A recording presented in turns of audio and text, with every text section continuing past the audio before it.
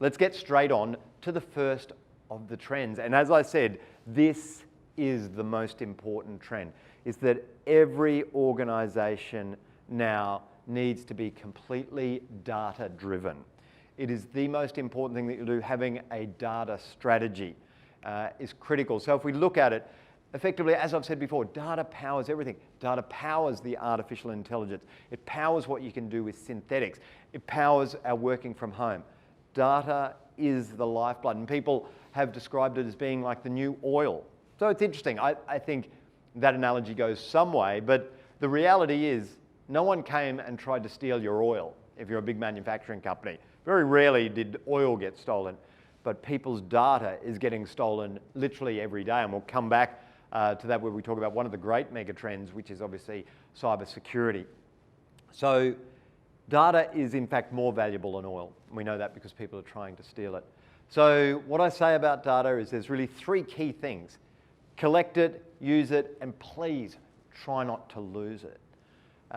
If we talk about data in terms of hyper-personalisation, so you will have seen this. Once you go around the internet now, you are followed by ads that seem to know a lot more about you than you would hope. Well, that is no accident. You are being judged every time you go online, every time you interact with a website. The technology is judging you. The technology is more judgy than a nasty teenager. So you've got to recognize that you are being tracked. Everything that you do is being looked at. You're being scored. And that works well in some respects. So what we know is that hyper-personalisation of particularly sales suggestions is 98% effective. So we know that it is massively effective at actually getting people into a sell, much more effective than just a broad brush approach. And we know that customers are now expecting hyper-personalisation. Of course, the problem is when it gets a bit icky. And some of the areas where we're headed to that is that technology is now able to know us not just from our login or our IP address and those sorts of things. It's able to obviously do facial recognition, and we've already seen that many apps now, and the iPhones and so forth allow you to have facial recognition. But we've now got gait recognition. So apparently the way we all walk is idiosyncratic to ourselves. And so the machines can tell, even if we cover our face, they can tell by the way that we walk who we are.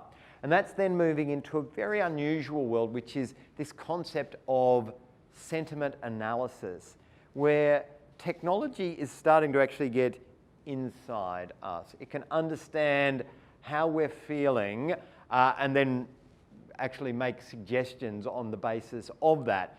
And so there's a number of patents that have been filed in the sentiment analysis space. So based on facial features, what you're doing, based on what you're saying, your voice and so forth, tenor in your voice, and so it can tell how you're feeling. In fact, Microsoft has a fascinating patent which is able to assess body language and voice and so forth that is occurring in an online meeting, and it can then determine the effectiveness of that meeting, which is pretty challenging to actually get an effectiveness score off the back of your meeting. So maybe that would help cut down many of the meetings that we end up going to.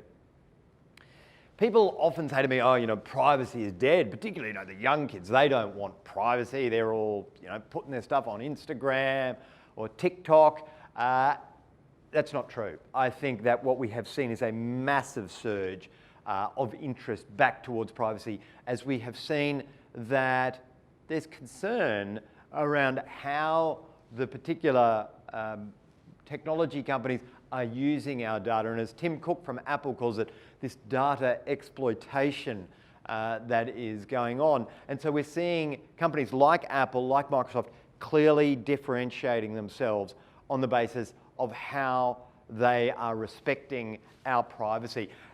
And to say nothing of the fact that the regulators totally understand that privacy is one of the critical issues for these years. And so we're seeing an avalanche of privacy laws around the world.